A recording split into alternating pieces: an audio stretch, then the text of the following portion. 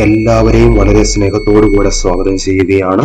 Class 10ലെ ഹിസ്റ്ററിയിലെ first ചാപ്റ്ററായ the rise of nationalism in Europe എന്നുള്ള ചാപ്റ്ററാണ് നമ്മൾ അനലൈസ് പരീക്ഷയ്ക്കായിട്ട് ഒരുങ്ങുന്ന എല്ലാ കുട്ടികൾക്കും ആശംസകൾ അറിയിക്കുകയാണ്. നമ്മളാലാകുന്ന വിധം സിമ്പിളായിട്ട് എക്സ്പ്ലെയിൻ ചെയ്യുവാനായിട്ടാണ് ഈ വീഡിയോയിലൂടെ ഉദ്ദേശിക്കുന്നത്. ആദ്യമായിട്ട് തന്നെ the rise of nationalism in Europe എന്താണ് ഈ ഹെഡിങ്ങിന്റെ അർത്ഥം? ദ റൈസ് എന്ന് പറഞ്ഞു കഴിഞ്ഞാൽ ഉദയം എന്നാണ്. നാഷണലിസം എന്ന് പറഞ്ഞു കഴിഞ്ഞാൽ ദേശീയത എന്നതാണ്. ദേശീയത എങ്ങനെ ഉദയം ചെയ്യും? ദേശീയത എന്നുള്ള മീനിങ് ഉണ്ട്, അതുപോലെ തന്നെ രാഷ്ട്രവാദം എന്നുള്ള മീനിങ്ങും ഉണ്ട്. ഈ ദേശീയത എങ്ങനെ യൂറോപ്പിന്റെ മണ്ണിൽ ഉദയം ചെയ്തു എന്നുള്ളതാണ് ഈ ചാപ്റ്ററിൽ ഡിസ്കസ് ചെയ്യുന്നത്. അപ്പോൾ നമുക്ക് തുടങ്ങാം. ആദ്യം തന്നെ നമ്മൾ മനസ്സിലാക്കേണ്ട ടോപ്പിക്ക് നാഷണലിസം എന്നുള്ള കൺസെപ്റ്റ് ആണ്. എന്താണ് nationalism? Nationalism means a feeling of pride and belongingness towards one's nation. സ്വന്തം രാജ്യത്തോട് ഒരുവന് തോന്നുന്ന ഒരു ഫീലിംഗ് ആണ്. ഇന്ത്യയെ സംബന്ധിച്ചിടത്തോളം ഇന്ത്യക്ക് സ്വാതന്ത്ര്യം കിട്ടുന്നതിന് മുമ്പായിട്ട് നമ്മളുടെ ഉള്ളിൽ ഒരു ഫീലിംഗ് ഉണ്ടായിരുന്നു. നമുക്ക് സ്വന്തമായിട്ട് ഒരു രാജ്യം വേണമെന്നുള്ള ഒരു ഫീലിംഗ്, നമുക്കൊരു ലവ് ഉണ്ടായിരുന്നു നമ്മുടെ രാജ്യത്തോടുള്ള സ്നേഹം, ഫ്രീഡം കിട്ടണം. ഈ ഫീലിംഗിനെ എല്ലാം നമ്മൾ വിളിക്കുന്ന ഒരു പേരാണ് നാഷണലിസം, ദേശീയത എന്നുള്ളത്. ഈ ദേശീയതയുടെ ഔട്ട്കം എന്താണ്? നമ്മൾ ഓൾ ഓവർ വേൾഡ് നമ്മൾ എടുത്തു കഴിഞ്ഞ് ഈ ദേശീയതയുടെ ഔട്ട്കം എന്ന് പറയുന്നത് ചരിത്രത്തിൽ നമുക്ക് കാണുവാനായിട്ട് സാധിക്കും. നേഷൻ സ്റ്റേറ്റ് എന്നുള്ളതാണ്. ഒരു നേഷൻ ഉണ്ടാവുക എന്നുള്ളതാണ് പല ദേശീയതയുടെയും അവസാനമായിട്ട് റിസൾട്ടായിട്ട് നമ്മൾ കണ്ടുവരുന്നത്. എന്താണ് ഈ നേഷൻ സ്റ്റേറ്റ് എന്ന് പറയുന്നത്? നമ്മുടെ ഇന്ത്യയുടെ കാര്യം എടുത്തു നോക്കൂ. എന്താണ് നമ്മുടെ രാജ്യം? നമുക്ക് ഒരു കോമൺ ഐഡന്റിറ്റി ഉണ്ട്. എന്താണ് നമ്മുടെ കോമൺ ഐഡന്റിറ്റി? നമ്മൾ ഇന്ത്യൻസ് ആണ് എന്നുള്ളത്. പിന്നെ കൾച്ചർ, അങ്ങനെ ഒത്തിരി ഐഡന്റിറ്റി നമുക്ക്, സമാനതകൾ നമുക്ക് കണ്ടുപിടിക്കുവാനായിട്ട് സാധിക്കും. പിന്നെ നമ്മൾ ഒരു ചരിത്രം ഷെയർ ചെയ്യുന്നുണ്ട്. നമുക്കെല്ലാവർക്കും പൊതുവായിട്ടുള്ള ഒരു ചരിത്രം നമ്മൾ ഷെയർ ചെയ്യുന്നുണ്ട്. ഉദാഹരണത്തിന് 1947 മുമ്പ് എങ്ങനെയായിരുന്നു? നമ്മൾ ബ്രിട്ടീഷിന്റെ കോളനി ആയിരുന്നു, ബ്രിട്ടീഷ് ഭരണത്തിന്റെ കീഴിലായിരുന്നു നമ്മൾ എന്നുള്ള ഹിസ്റ്ററി നമ്മൾ എല്ലാവരും ഈക്വലായിട്ട് ഷെയർ ചെയ്യുന്നുണ്ട്. എങ്ങനെയാണ് ഈ നാഷണലിസം വളർന്നു വരുന്നത്? ഈ നാഷണലിസം എന്ന് പറയുന്ന ഫീലിംഗ് നമ്മുടെ ഉള്ളിൽ വളർന്നു വരുവാനായിട്ട് പല ഫാക്ടേഴ്സ് ഉണ്ട്. ഫസ്റ്റ് ഓഫ് ഓൾ സ്ട്രഗിൾസ്, നമ്മൾ കടന്നു വന്നിട്ടുള്ള ഫ്രീഡം സ്ട്രഗിൾസ്. പിന്നെ നമ്മുടെ ലീഡേഴ്സ്, രാഷ്ട്ര നേതാക്കൾ നമുക്ക് പറഞ്ഞു തന്നിട്ടുള്ള ഐഡിയാസ്, ഇതെല്ലാം നാഷണലിസം എന്നുള്ള ഒരു ഫീലിംഗിലേക്ക് നമ്മളെ നയിച്ചിട്ടുള്ള ഘടകങ്ങളാണ്. അടുത്ത heading the French revolution and the idea of nation. നമ്മൾ ഇന്ത്യയുടെ കാര്യമല്ല ഇവിടെ ചർച്ച ചെയ്യുന്നത്. ടൈറ്റിലിൽ കണ്ടതുപോലെ യൂറോപ്പിൽ എങ്ങനെയാണ് വളർന്നു വന്നത് എന്നുള്ളതാണ്. അപ്പൊ അതുകൊണ്ട് തന്നെ വളരെ ഇൻട്രസ്റ്റിംഗ് ആയിരിക്കും. നമ്മൾ പുതിയൊരു കാര്യം നമ്മൾ മനസ്സിലാക്കുവാനായിട്ട് പോവുകയാണ്, നമുക്കറിയാത്ത ഒരു കാര്യം. അപ്പൊ അതുകൊണ്ടുള്ള ആ ഒരു സന്തോഷം നമുക്ക് ഉണ്ടാവേണ്ടതാണ്. French revolution. The idea of nationalism spread all over in world after French revolution. French revolution വളരെ ഇമ്പോർട്ടന്റ് ആയിട്ടുള്ള ഒരു കാര്യമാണ് പൊളിറ്റിക്സിൽ. കാരണം ഫ്രഞ്ച് റെവല്യൂഷന് ശേഷമാണ് ഈ നാഷണലിസം, ആ ഫീലിംഗ് പല രാജ്യങ്ങളിലേക്കും, പല ലോകത്തിന്റെ പല കോണുകളിലേക്കും വ്യാപിച്ചത്. 1789 ഫ്രഞ്ച് റെവല്യൂഷൻ. നമ്മൾ എളുപ്പത്തിൽ മനസ്സിലാക്കുവാനായിട്ട് ഇത് ഓർഡറിലാണ് ഈ ഡേറ്റ് വന്നിരിക്കുന്നത്, ഈ ഇയർ വന്നിരിക്കുന്നത് എന്നുള്ളത് നമുക്ക് നിരീക്ഷിച്ചു കഴിഞ്ഞാൽ കാണാം. 7, 8, 9 1789. അതുകൊണ്ട് തന്നെ എക്സാമില് നമ്മൾ ഈ ഇയർ ഒരിക്കലും മറന്നു പോകരുത്. French revolution 1789. എന്താണ് ഫ്രഞ്ച് റെവല്യൂഷനിൽ സംഭവിച്ചത്? പ്രാധാന്യത്തോടുകൂടെ നമ്മൾ പഠിക്കുവാനായിട്ട് ഫ്രഞ്ച് റെവല്യൂഷൻ എന്താണ് സംഭവിച്ചത്? ഫസ്റ്റ് ഓഫ് ഓൾ നമ്മൾ പറഞ്ഞു, ഈ ഐഡിയ പല ലോകങ്ങളിലേക്കും പല രാജ്യങ്ങളിലേക്കും സ്പ്രെഡ് ചെയ്തു. ഓക്കെ. രണ്ടാമതായിട്ടുള്ളത് മൊണാർക്ക്. മൊണാർക്ക് എന്ന് പറഞ്ഞു കഴിഞ്ഞാൽ മോണോ എന്നുള്ള വാക്കിന്റെ അർത്ഥം ഒരാൾ ഭരിക്കുന്ന ഭരണം. അതെന്താണ്? കിങ്സ് അല്ലെങ്കിൽ ക്യൂൻസ് ഭരിക്കുന്ന ഭരണം ആയിരുന്നു 18th സെഞ്ചുറിക്ക് മുമ്പായിട്ട് ഫ്രാൻസിൽ ഉണ്ടായിരുന്നത്.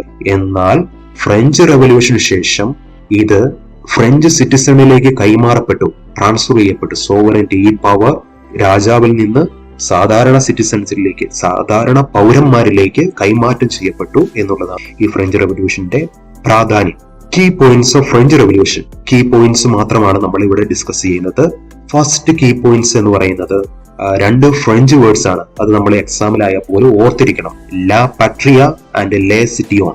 ലാ പട്രിയ എന്ന് പറഞ്ഞു കഴിഞ്ഞാൽ ഫാദർലാൻഡ്.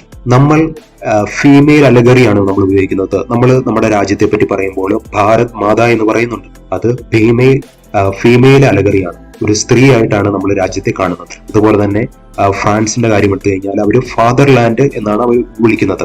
സെക്കൻഡ്, സിറ്റിയോൺ എന്നുള്ളതിന്റെ അർത്ഥം സിറ്റിസൺസ്. ഓക്കെ, ആ രാജ്യത്തിന്റെ സിറ്റിസൺസ് ആണ് അവരെ എന്നുള്ള ഐഡിയ അവരിൽ സ്പ്രെഡ് ചെയ്തു.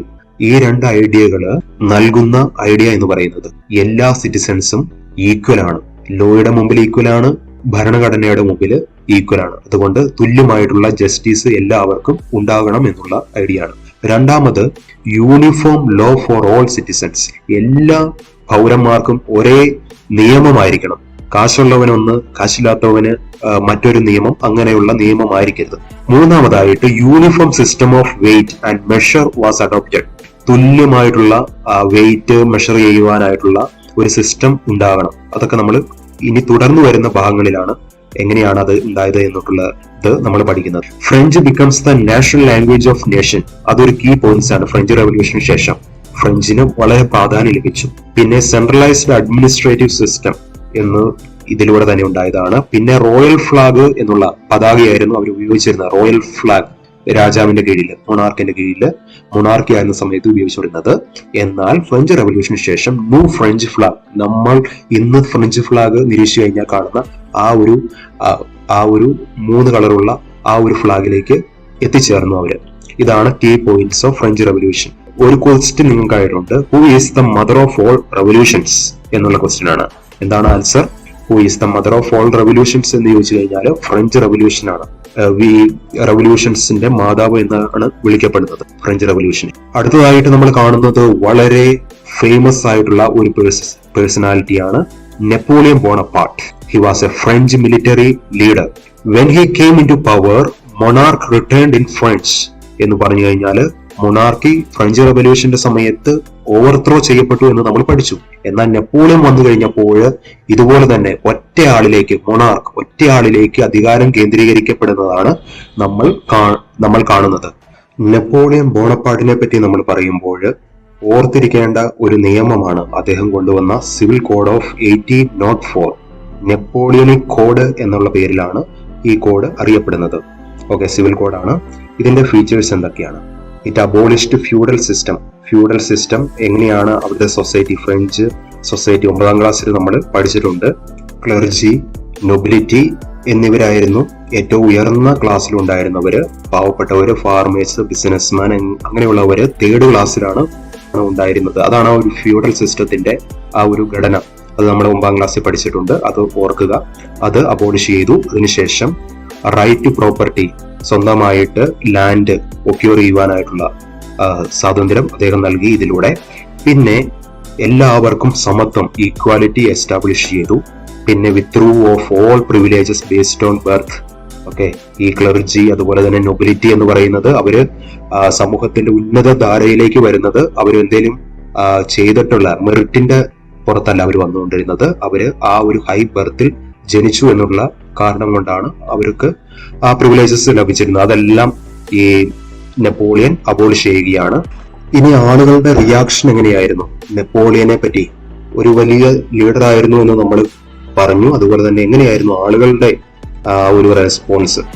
ആദ്യം തന്നെ ഇനീഷ്യലി ഇവരെ പറ്റി ഒരു നല്ല അഭിപ്രായമായിരുന്നു നെപ്പോളിയനെ, അതുപോലെ തന്നെ ആർമി ഭരണത്തെ പറ്റിയും. അവരെ ഹാർബിഞ്ചേഴ്സ് ഓഫ് ലിബർട്ടി എന്നാണ് വിളിച്ചിരുന്നത്. അതായത് മെസഞ്ചേഴ്സ് ഓഫ് ലിബർട്ടി, മാലാകമാര്, സ്വാതന്ത്ര്യത്തിന്റെ മാലാകമാര് എന്നുള്ള രീതിയിലാണ് അവരെ വിളിച്ചിരുന്നത്.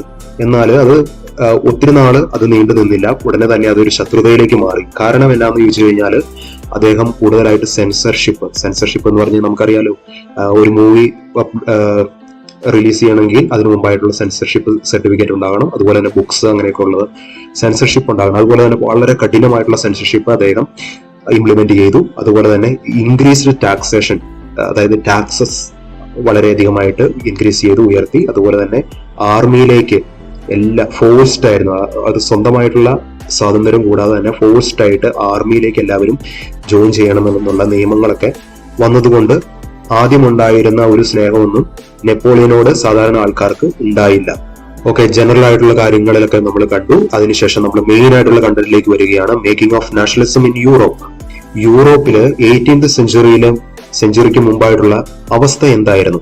18th സെഞ്ചുറിയിലും ഉണ്ടായിട്ടുള്ള അവസ്ഥകൾ നമ്മൾ കണ്ടു കഴിഞ്ഞാൽ അവിടുത്തെ ഒരു സാഹചര്യം എന്ന് പറയുന്നത് കിങ്ഡംസ്, രാജഭരണമായിരുന്നു ഉണ്ടായിരുന്നത്. ഓക്കെ, രാജവംശങ്ങള്. കൂടുതൽ അധികാരം ആരുടെ കയ്യിലായിരുന്നു? Absolute monarch. A king or queen is by no means limited has absolute power. പൂർണ്ണമായിട്ടുള്ള അധികാരം ഒരു രാജാവിൽ കേന്ദ്രീകരിച്ചിട്ടുള്ള ഒരു സൊസൈറ്റി ആയിരുന്നു അവിടെ ഉണ്ടായിരുന്നത്. അങ്ങനെ ഒരു കോമൺ ആയിട്ടുള്ള ഒരു ഐഡന്റിറ്റിയോ കൾച്ചറോ ഒന്നും നമുക്ക് കാണാനായിട്ട് സാധിക്കില്ല. കാരണം ഒരു നമ്മൾ ഇന്ന് കാണുന്ന കൂട്ടുള്ള ഒരു കൺട്രി അല്ല. ഒത്തിരി അധികം ഭാഷകൾ സംസാരിക്കുന്ന ആളുകള്, അല്ലെങ്കിൽ വിവിധ ഇനം കൾച്ചറിൽ പെടുന്ന ആളുകള്, വിവിധ സംസ്കാരങ്ങളിൽ പെടുന്ന ആളുകളെല്ലാം ഒരു കുടക്കീഴിൽ വരുന്ന ഒരു രീതിയായിരുന്നു അന്നേരം ഉണ്ടായിരുന്നത്. 18th സെഞ്ചുറിയിൽ അവർ ഡിഫറെന്റ് ലാംഗ്വേജ് ആയിരുന്നു, ഡിഫറെന്റ് റിലീജിയൻസ് ഉണ്ടായിരുന്നു. ഇന്ന് നമ്മൾ കാണുന്നത് പോലെയുള്ള ഒരു നേഷൻ സ്റ്റേറ്റോ അവിടെ ഉണ്ടായിരുന്നില്ല എന്നുള്ളതാണ് ഈ ഹെഡിങ്ങിൽ പറയുന്നത്. അടുത്ത heading aristocracy and the new middle class. Aristocracy എന്ന് പറഞ്ഞു കഴിഞ്ഞാൽ റിച്ച് ആയിട്ടുള്ള ആളുകൾ ആണ് അരിസ്റ്റോക്രസി എന്നതുകൊണ്ട് ഉദ്ദേശിക്കുന്നത്. മിഡിൽ ക്ലാസ് എന്നത് ഈ ഇൻഡസ്ട്രിയലൈസേഷന് വന്നതിന് ശേഷം ഉയർന്നു വന്നിട്ടുള്ള ഒരു ക്ലാസ് ആണ് മിഡിൽ ക്ലാസ് എന്നത്. ഓക്കെ, അരിസ്റ്റോക്രസി, ലാൻഡഡ് അരിസ്റ്റോക്രസി, അവയായിരുന്നു യൂറോപ്പിലെ വളരെ ഡോമിനന്റ് ആയിട്ടുള്ള ക്ലാസ്. അവര് കൺട്രി സൈഡില്, അതായത് മെയിൻ ആയിട്ടുള്ള സിറ്റിയിൽ നിന്ന് വെളിയിലുള്ള സ്ഥലങ്ങളിൽ അവർക്ക് സ്വന്തമായിട്ട് സ്റ്റേറ്റുകളൊക്കെ ഉണ്ടായിരുന്നു. അവര് സംസാരിച്ചുകൊണ്ടിരുന്നത് ഫ്രഞ്ച് ആയിരുന്നു. ഫ്രഞ്ച് സംസാരിക്കുക എന്ന് പറഞ്ഞു കഴിഞ്ഞാൽ ഒരു ഹൈ ക്ലാസിന്റെ ഒരു പ്രത്യേകതയായിരുന്നു അന്നത്തെ കാലത്ത്. പിന്നെ അവര് പരസ്പരം ഉയർന്നവർ തമ്മിലായിരുന്നു വിവാഹമൊക്കെ കഴിച്ചിരുന്നത്. അപ്പൊ അവിടുത്തെ മജോറിറ്റി പോപ്പുലേഷൻ എന്ന് പറയുന്നത് പെസൻസ് ആണ്, ഒരിക്കലും അരിസ്റ്റോക്രസി അല്ല. അരിസ്റ്റോക്രസി ഒരു കുറഞ്ഞ തോതിൽ മാത്രമാണ് പോപ്പുലേഷന്റെ ഭാഗമായിരുന്നു. നമ്മൾ ഇൻഡസ്ട്രിയലൈസേഷനിലേക്ക് വരുന്നു. ഇൻഡസ്ട്രിയലൈസേഷൻ ആണ് വളരെയധികമായിട്ടുള്ള ഒരു മാറ്റം കൊണ്ടുവരുന്നത്. ഇംഗ്ലണ്ടില് 18th സെഞ്ചുറിയാണ്, second half of the 18th century എന്ന് പറയുമ്പോൾ 1750-കളിലൊക്കെ ഇൻഡസ്ട്രിയലൈസേഷൻ ഇംഗ്ലണ്ടിൽ വരുന്നു. ഫ്രാൻസിലും ജർമ്മനിയിലും 19th സെഞ്ചുറിയിലാണ് ഇൻഡസ്ട്രിയലൈസേഷൻ ഉണ്ടായി വരുന്നത്. ഇൻഡസ്ട്രിയലൈസേഷന്റെ ഭാഗമായിട്ട് ന്യൂ സോഷ്യൽ ഗ്രൂപ്പ് ആയിട്ടുള്ള മിഡിൽ ക്ലാസ് ഉയർന്നു വരുന്നു. മിഡിൽ ക്ലാസ് എന്ന് പറഞ്ഞാൽ അതിൽ ഇൻക്ലൂഡ് ചെയ്യുന്നത് വർക്കിംഗ് ക്ലാസ്, അതുപോലെ തന്നെ ബിസിനസ്മാൻ എന്നിവരാണ്. ഇവരുടെ പ്രത്യേകത എന്നത് ഇവർ എഡ്യൂക്കേറ്റഡ് ആയിരുന്നു. അതുപോലെ തന്നെ ഇങ്ങനെ വർക്കേഴ്സ് ആയിട്ടുള്ള ഇൻഡസ്ട്രികളിലും ഫാക്ടറികളിലെല്ലാം വർക്ക് ചെയ്തുകൊണ്ടിരിക്കുന്ന ഒരു ആളുകളുടെ സമൂഹമാണ് ഇങ്ങനെ ഒരു മിഡിൽ ക്ലാസ് ആയിട്ട് ശക്തന്മാരായിട്ട് വളർന്നു വരിക. ഇവര് വിശ്വസിച്ചിരുന്ന ഐഡിയ എന്നത് abolition of aristocratic privileges. Aristocracy അവർക്ക് ബർത്തിലൂടെയുള്ള അവരുടെ അവകാശങ്ങളൊക്കെ പ്രത്യേകമായിട്ടുള്ള പ്രിവിലേജസ് ഉണ്ട് എന്ന് നമ്മൾ കണ്ടു. ആ പ്രിവിലേജസ് എല്ലാം എടുത്തു മാറ്റണം.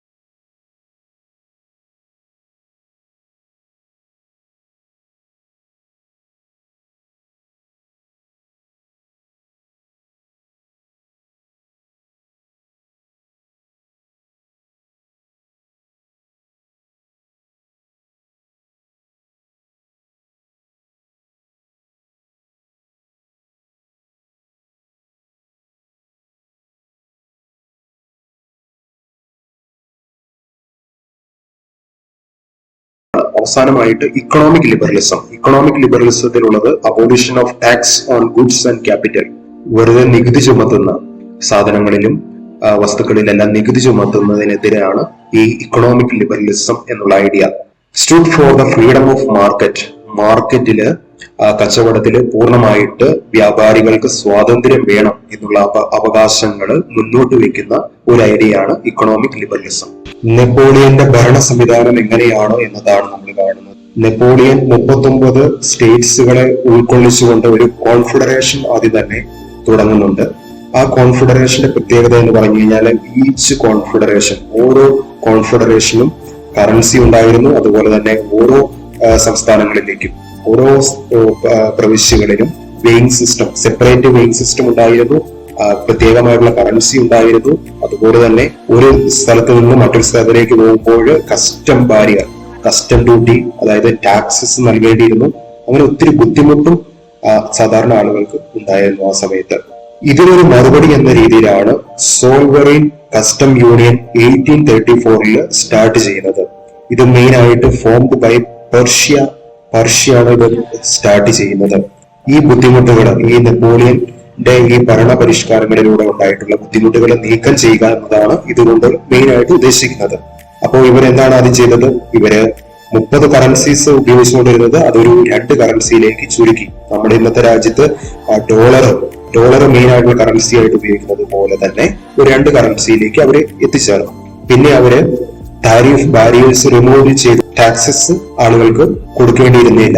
അങ്ങനെ most of the German States joined ഇതിലേക്ക്. അതുവഴിയായിട്ട് അവരുടെ വ്യാപാരം വളരെ സുഗമമായിട്ടുള്ള രീതിയിൽ നടന്നു. അതുപോലെ തന്നെ റെയിൽവേ നെറ്റ്വർക്കുകൾ ഈ സമയത്ത് തന്നെ ക്രിയേറ്റ് ചെയ്യപ്പെട്ടു. അതുവഴിയായിട്ട് യാത്ര ചെയ്യാനുള്ള സൗകര്യം, മൊബിലിറ്റി, ഒരു സ്ഥലത്ത് നിന്ന് മറ്റൊരു സ്ഥലത്തേക്ക് യാത്ര ചെയ്യുവാനും വ്യാപാരവും ഒക്കെ വളരെയധികമായിട്ട് പ്രയോജനപ്പെട്ടു. ഈ നാഷണൽ യൂണിഫിക്കേഷനും ഈ റെയിൽവേ നെറ്റ്വർക്ക് ഒരു കാരണമായിട്ടുണ്ട്. New Conservatives after 1857. അതിൽ തന്നെ കൺസർവേറ്റീവ്സ് എന്ന് പറഞ്ഞു കഴിഞ്ഞാൽ എന്താണ്? കൂടുതലായിട്ട് ഓൾഡ് പ്രാക്ടീസസിനെ സ്നേഹിക്കുന്നവരാണ്. നെപ്പോളിയൻ ബോണപ്പാർട്ട് ഭരണത്തിൽ വരുന്നതിന് മുമ്പായിട്ട് ഓവർത്രോ ചെയ്യപ്പെട്ട ഭരണ സംവിധാനം തിരിച്ചു വരണമെന്ന് ആഗ്രഹിക്കുന്നവരാണ് കൺസർവേറ്റീവ്സ്. അവർക്ക് ആ പഴയ ഓൾഡ് പ്രാക്ടീസസ് വേണം, പഴയ ചർച്ച് വേണം, പഴയ മൊണാർക്കി വേണം എന്നുള്ള വാദങ്ങളാണ് ഇവർക്കുണ്ടായിരുന്നത്. എല്ലാ കൺസർവേറ്റീവ്സും അല്ല, ചുരുക്കം കൺസർവേറ്റീവ്സ് ഓൾഡ് പ്രാക്ടീസ് അതേപടി വന്നില്ലെങ്കിലും ഇപ്പോഴത്തെ നെപ്പോളിയന്റെ ഭരണപരിഷ്കാരങ്ങളിൽ നിന്ന് വ്യത്യാസം ഉണ്ടാകണമെന്ന് വിശ്വസിച്ചിരുന്ന ഒരു കൂട്ടം ആളുകളും ഉണ്ടായിരുന്നു. അങ്ങനെ 1815 കൺസർവേറ്റീവ്സ് മറ്റുള്ള രാജ്യങ്ങളുമായിട്ട് കൂടിച്ചേർന്നുകൊണ്ട് നെപ്പോളിയനെ യുദ്ധത്തിൽ തോൽപ്പിക്കുകയാണ്. ആ യുദ്ധത്തിൽ വളരെ ഫേമസ് ആയിട്ടുള്ള യുദ്ധമാണ് ആ യുദ്ധം വാട്ടർലൂ എന്നാണ് അറിയപ്പെടുന്നത്. വാട്ടർലൂ എന്ന് ഉള്ള ടൈം ഇപ്പോഴും ഉപയോഗിക്കുന്നത് പലതിന്റെയും അന്ത്യം, ഇപ്പം നടന്നുകൊണ്ടിരിക്കുന്ന പലതിന്റെയും അന്ത്യം എന്നുള്ളത് സൂചിപ്പിക്കുവാനായിട്ടാണ്. നെപ്പോളിയൻ അവസാനം വാട്ടർലൂവിൽ വെച്ച് പരാജിതനാവുകയാണ്. അങ്ങനെ കൺസർവേറ്റീവ്സ് അദ്ദേഹത്തെ തോൽപ്പിക്കുന്നു. അതിനുശേഷം ഒരു ട്രീറ്റി ഓഫ് വിയന്ന, ആ വിയന്ന എഗ്രിമെന്റ് അവിടെ വെച്ച് ഒരു ട്രീറ്റി ഉണ്ടാക്കുകയാണ്. എങ്ങനെയാണ് യൂറോപ്പ് തുടർന്നുള്ള അവരുടെ സെറ്റിൽമെന്റ് പ്ലാൻ ചെയ്യുവാനായിട്ടാണ്. അതായത് ഇനി ഒരു തുടർന്നൊരു അറ്റാക്ക് ഫ്രാൻസിന്റെ ഭാഗത്ത് നിന്ന് മറ്റുള്ള രാജ്യങ്ങളിലേക്ക്, അതായത് പ്രത്യേകിച്ച് യൂറോപ്യൻ രാജ്യങ്ങളിലേക്ക് ഉണ്ടാകാതിരിക്കാൻ വേണ്ടിയായിട്ടാണ് അവര് പ്ലാൻ ചെയ്യുകയാണ്. മെയിൻ ആയിട്ട് ബ്രിട്ടൻ, റഷ്യ, പ്രഷ്യ, ഓസ്ട്രേലിയ അങ്ങനെയുള്ള മെയിൻ ആയിട്ടുള്ള രാജ്യങ്ങളിലെ ആളുകൾ, റെപ്രസെന്റേറ്റീവ്സ്, അവിടെ നിന്നുള്ള തെരഞ്ഞെടുക്കപ്പെട്ടവർ ഈ മീറ്റിംഗിൽ പങ്കെടുത്തു. ഏത് മീറ്റിംഗില്? ട്രീറ്റി ഓഫ് വിയന്നയില് 1815 ഇത് ഹോസ്റ്റ് ചെയ്തത്, അത് നയിച്ചത് മെയിൻ ആയിട്ടുള്ള ഓസ്ട്രിയൻ ചാൻസലർ ആണ്. അദ്ദേഹത്തിന്റെ പേര് ഡ്യൂക്ക് മെറ്റർനിച്ച്. ഈ മെറ്റർനിച്ച് എന്നുള്ള പേര് നമ്മൾ പിന്നെയും കാണും. ഇദ്ദേഹത്തിന്റെ ഫേമസ് ആയിട്ടുള്ള ചില കോട്ടുകളെ പറ്റി ഇനി തുടർന്ന് വരുമ്പോൾ കാണും. എന്താണ് ഈ ട്രീറ്റി ഓഫ് വിയന്ന? ഇവരെടുത്ത തീരുമാനങ്ങൾ എന്താണ്? ഒന്നാമതായിട്ട് Bourbon dynasty restored power. Bourbon dynasty എന്ന് പറയുന്നത് നെപ്പോളിയൻ വരുന്നതിന് മുമ്പായിട്ടുള്ള ഒരു ആദ്യമായിട്ടുണ്ടായിരുന്ന ഒരു മൊണാർക്കിയാണ് ഈ ബോർബൺ ഡൈനസ്റ്റി എന്നുള്ളത്. അവർ പിന്നെയും തിരിച്ചു വരികയാണ്. രണ്ടാമത് ഫ്രാൻസ്, അവര് യുദ്ധത്തിൽ നിന്നും നെപ്പോളിയൻ വളരെ നല്ല ലീഡർ ആയതുകൊണ്ട് ആർമി കുറെ ടെറിട്ടറീസ് നേടിയിട്ടുണ്ടായിരുന്നു. ആ ടെറിട്ടറീസ് എല്ലാം തിരിച്ചു നൽകേണ്ടി വന്നു. അത് കഴിഞ്ഞിട്ടുള്ളത് territories were divided. North Italy ഓസ്ട്രിയയുടെ കൺട്രോളിലായി. അതുപോലെ വെസ്റ്റേൺ ഫ്രോണ്ടിയർ പേർഷ്യയുടെ കൺട്രോളിലുമായി.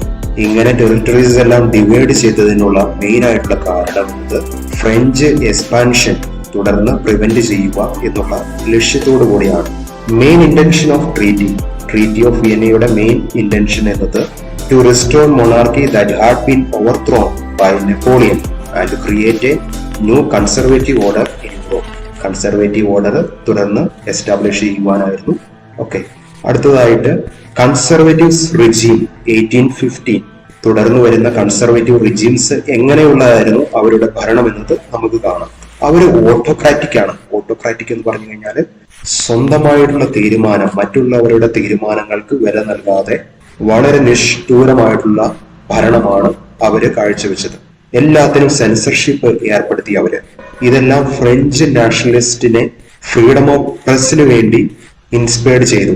ഈ കൺസർവേറ്റീവ്സിനെതിരായിട്ട് ഉയർന്നു വരുന്ന ഒരു വിഭാഗത്തെയാണ് റെവല്യൂഷണറീസ് എന്ന് പറയുന്നത്. റെവല്യൂഷണറീസ് വിപ്ലവത്തിലൂടെ ഭരണത്തെ അട്ടിമറിക്കാമെന്ന് വിശ്വസിച്ചിരുന്ന ഒരു കൂട്ടരാണ്. അവര് സീക്രട്ട് സൊസൈറ്റീസ് ക്രിയേറ്റ് ചെയ്തു.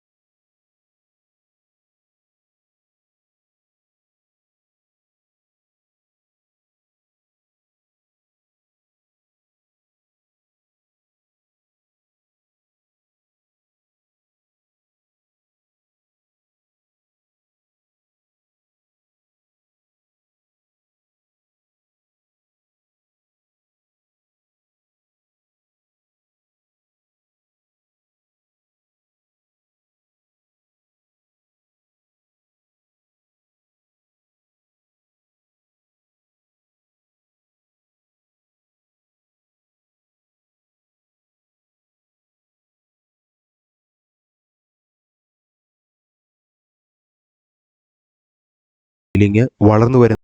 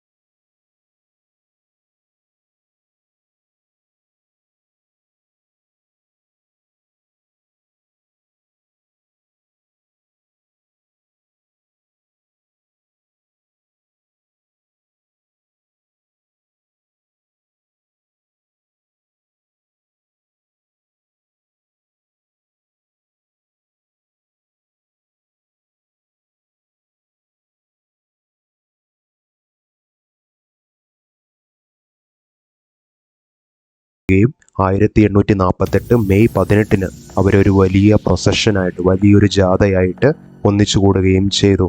അവരുടെ വിശ്വാസം എന്നത് ഫ്രെഡറിക് വിൽഹം ദ സെക്കൻഡ് എന്നുള്ള കിങ് ഓഫ് പ്രഷ്യ ഇവരുടെ ഈ പ്രൊപ്പോസലിനെ അംഗീകരിക്കുമെന്നതായിരുന്നു. പക്ഷേ നേരെ തിരിച്ചായിരുന്നു ഉണ്ടായിരുന്നത്. അദ്ദേഹം ആർമിയെ ഉപയോഗിച്ച് അസംബ്ലിയെ പിരിച്ചുവിട്ടു. അങ്ങനെ ഇതൊരു പരാജയമായിട്ട് പര്യവസാനിച്ചു. ഈ റെവല്യൂഷൻസിൽ സ്ത്രീകളുടെ പ്രാധാന്യം നമുക്ക് ഒഴിച്ചു നിർത്താനാവാത്തതാണ്. അവര് പൊളിറ്റിക്കൽ അസോസിയേഷൻസ് അവർ തന്നെയായിട്ട് ഫോം ചെയ്തു. അവരെ ന്യൂസ് പേപ്പേഴ്സ് ഫൗണ്ട് ചെയ്തു. അതുപോലെ തന്നെ അവർ ആക്റ്റീവായിട്ട് പൊളിറ്റിക്കൽ മീറ്റിംഗ്സിലും ഡെമോൺസ്ട്രേഷൻസിലും ജാഥകളിലുമെല്ലാം അവർ ആക്റ്റീവായിട്ട് പങ്കെടുത്തു. ഈ റിവോൾട്ടിൻ്റെയൊക്കെ ഔട്ട്കം നമുക്ക് കാണുവാനായിട്ട് സാധിക്കും. മൊണാർക്കീസ് സെൻട്രൽ യൂറോപ്പിലും ഈസ്റ്റേൺ യൂറോപ്പിലും ഉണ്ടായിരുന്നവരൊക്കെ ഈ പല രീതിയിലുള്ള ചേഞ്ചസും അഡോപ്റ്റ് ചെയ്യുവാനായിട്ട് തുടങ്ങി. ഇതിൻ്റെ ഭാഗമായിട്ട് അവരൊരു മറ്റൊരു റിവോൾട്ടിനെ ഭയന്നിരുന്നത് കൊണ്ടാണ് അത്. സ്ലേവറി, ബോണ്ടഡ് ലേബർ, അടിമത്തം, ആളുകൾക്ക് കൂലി കൊടുക്കാതെ ജോലി ചെയ്യിപ്പിക്കുന്ന സമ്പ്രദായങ്ങൾ, അതൊക്കെ ഹാബ്സ്ബർഗ് ഡൊമീനിയൻസിലും അതുപോലെ തന്നെ റഷ്യയിലും അബോളിഷ് ചെയ്തു. Habsburg rulers granted more autonomy, കൂടുതൽ സ്വാതന്ത്ര്യം ഹാബ്സ്ബർഗ് റൂളേഴ്സ് ഹംഗേറിയൻസിന് 1867 നൽകുന്നതായിട്ട് നമ്മൾ കാണുന്നുണ്ട്. The making of Germany and Italy. ഇറ്റലിയിലെ നാഷണൽ യൂണിഫിക്കേഷന് വേണ്ടിയുള്ള ലിബറൽസിന്റെ ശ്രമം ഒരു പരാജയമായി എന്ന് നമ്മൾ കണ്ടു. കാരണം ജർമ്മനി പ്രഷ്യയുടെ കീഴിലായിരുന്നു. രാജാവ് ഇവർക്ക് നാഷണൽ യൂണിഫിക്കേഷൻ നടത്തുവാനായിട്ടുള്ള അനുമതി നൽകിയില്ല. ട്രൂപ്സിനെ ഉപയോഗിച്ച് അതിനെ തടഞ്ഞു എന്ന് നമ്മൾ കണ്ടു. എന്നാൽ ഈ പ്രഷ്യ തന്നെ ഇവരുടെ നാഷണൽ യൂണിഫിക്കേഷനെ സപ്പോർട്ട് ചെയ്തു. അതിനുള്ള പല കാരണങ്ങൾ പറയുന്നുണ്ട്. പ്രഷ്യ മറ്റുള്ള രാഷ്ട്രങ്ങളുമായിട്ടുള്ള യുദ്ധത്തിൽ ഏർപ്പെട്ടിരുന്ന സമയമായിരുന്നു. ഫ്രാൻസ്, ഡെൻമാർക്ക്, ഓസ്ട്രിയ അങ്ങനെയുള്ള രാജ്യങ്ങളിൽ നിന്ന് വലിയ ത്രെഡ് ഉണ്ടായിരുന്നു. പ്രധാനമായിട്ടും ഫ്രാൻസിൽ നിന്ന് വലിയ ത്രെഡ് അവർക്കുണ്ടായി. അപ്പോൾ ഇവർക്ക് നാഷണൽ യൂണിഫിക്കേഷൻ നൽകുന്നത് തന്നെയാണ് തങ്ങൾക്ക് നല്ലത് എന്ന് പ്രഷ്യ മനസ്സിലാക്കുന്നു. അതിനുശേഷം Prussia took the leadership of the movement for the national unification. പർഷ്യയിലെ king Kaiser William the first ആയിരുന്നു. Chief minister Otto von Bismarck. Bismarck അറിയപ്പെടുന്നത് ആർക്കിടെക്ട് ഓഫ് ദ പ്രോസസ് എന്നാണ്. ഈ യൂണിഫിക്കേഷനിലെ ആർക്കിടെക്റ്റായിട്ട് വർക്ക് ചെയ്തത് ഇദ്ദേഹമാണ്.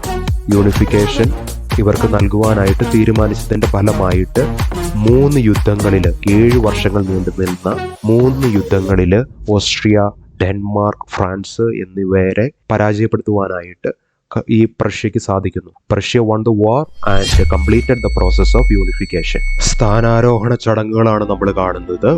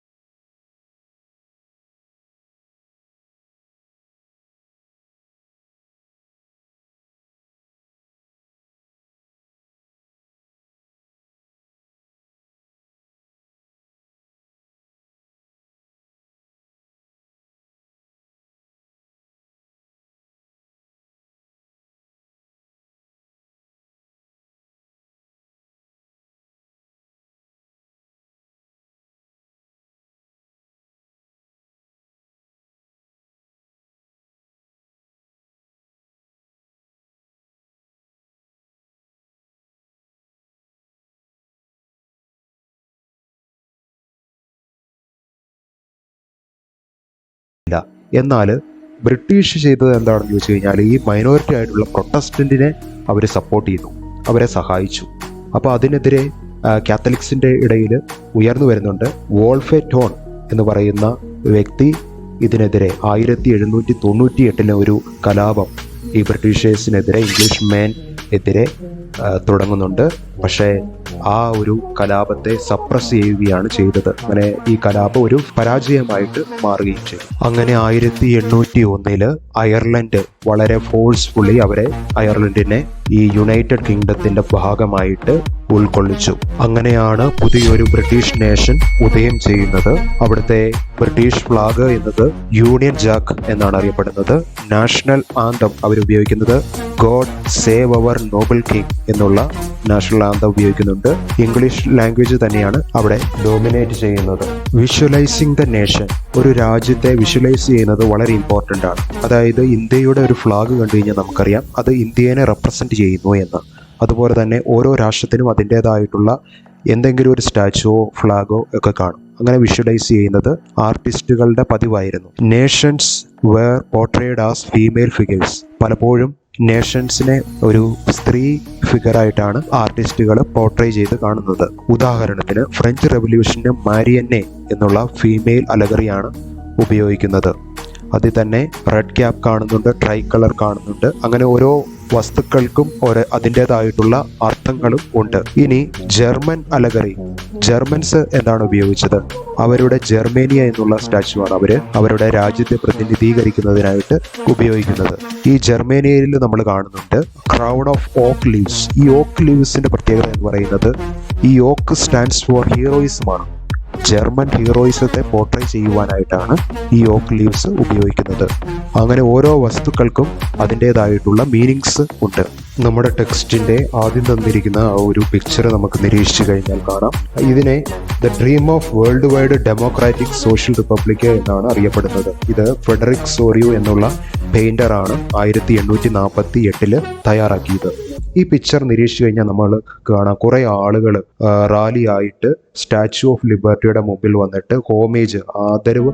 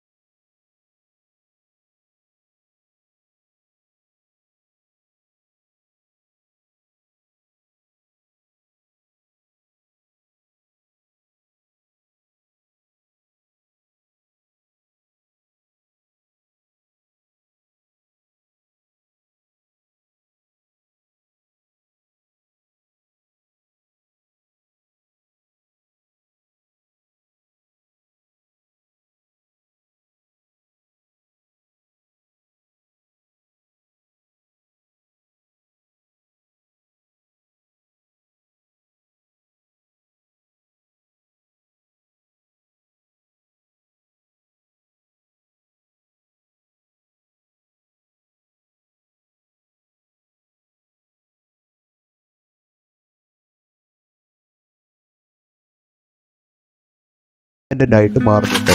നേഷൻ സ്റ്റേറ്റ് അവർ ഫോം ചെയ്യുന്നുണ്ട്. അവരുടെ ഉള്ളിൽ തന്നെ ഒരു സെൻസ് ഓഫ് കളക്റ്റീവ് യൂണിറ്റ് വരുവാനായിട്ട് ഈ മൂവ്മെന്റ്സിന് സാധിച്ചു. അവസാനമായിട്ട് നമുക്ക് കുറച്ച് ഇമ്പോർട്ടൻ്റ് ആയിട്ടുള്ള ടൈം ലൈൻസ് കാണാം. ഇത്രയും നേരം എന്നെ ശ്രവിച്ച എല്ലാവരോടും നന്ദി പറയുകയാണ്.